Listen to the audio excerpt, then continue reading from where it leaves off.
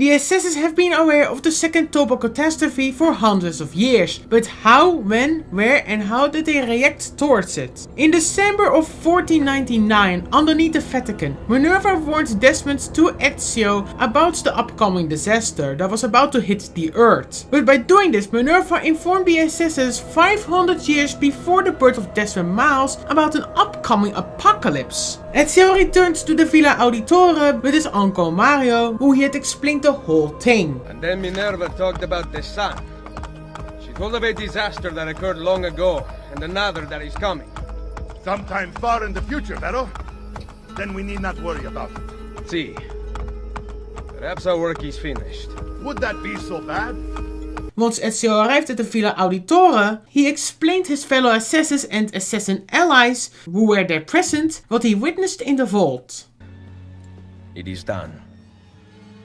Though not, I think, as any of us expected. I entered the Vaticano and faced Rodrigo. No! He used the power of the papal staff against me, but I defeated him. Combining the staff and the apple, I gained access to the vault.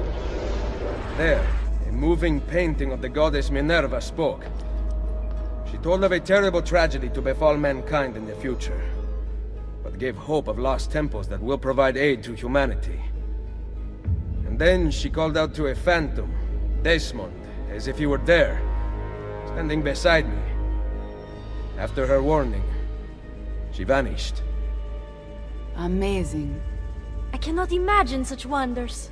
But even with the information presented to them by Minerva herself, they were still left clueless. They knew about a certain Desmond Miles, but not which Desmond, who this person was exactly, where he was, when he was. They only had a name to go off on. They knew about the temples Minerva spoke of, which, by the way, if you ask me, was retconned to the Grand Temple, because the original creator of the Assassin's Creed franchise, Patrice Désilets, didn't work on the sequels. That is why we only had one First Civilization temple in Assassin's Creed 3. Or Minerva was just lying, because Lucy Stillman, who was beside Desmond at every step of the way, was secretly working for the Templar Order and gave them important information. Back to topic, they did not know where these temples Minerva spoke of were located. Mario suggested that they should perhaps search for them, but before he got an answer, Machiavelli spoke over him, wanting to know the details of Rodrigo Borgia's death, to only be disappointed by Ezio's answer.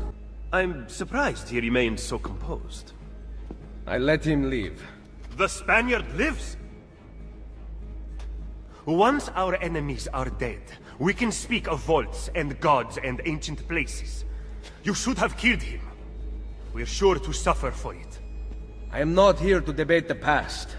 Together, we should discuss the future. No. I am leaving immediately for Roma.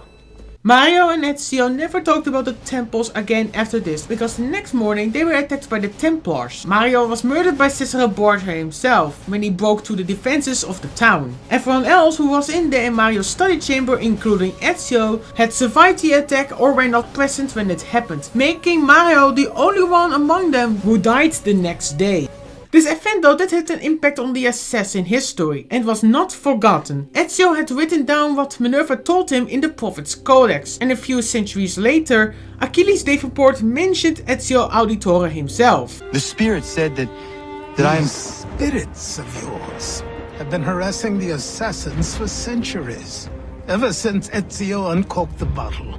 But you don't even know what an assassin is, do you? This might mean that Achilles was among the people who knew about the second Toba Catastrophe and everything Minerva said, but I don't have any evidence to support my theory, besides this conversation, making it unlikely, but still it's a possibility. How many people exactly knew about this besides Achilles about Ezio's conversation or encounter with Minerva is currently unknown, and I'm too afraid to make a guess because it will most likely be wrong. The Prophet's Codex itself, though, was later found by the Templar Daniel Cross in the modern day era. He killed the assassin who was guarding it, read the codex and passed on the information to his Templar colleagues. So yes, that's what we know. How many assassins exactly knew about this upcoming event is unclear, but the information was still in existence when Daniel Cross found it. They knew for hundreds of years, but did not know what they could do with it and were left with many questions instead of answers. If I missed something, please let me know in the comment section down below, and as always, have a fun day or night wherever you are.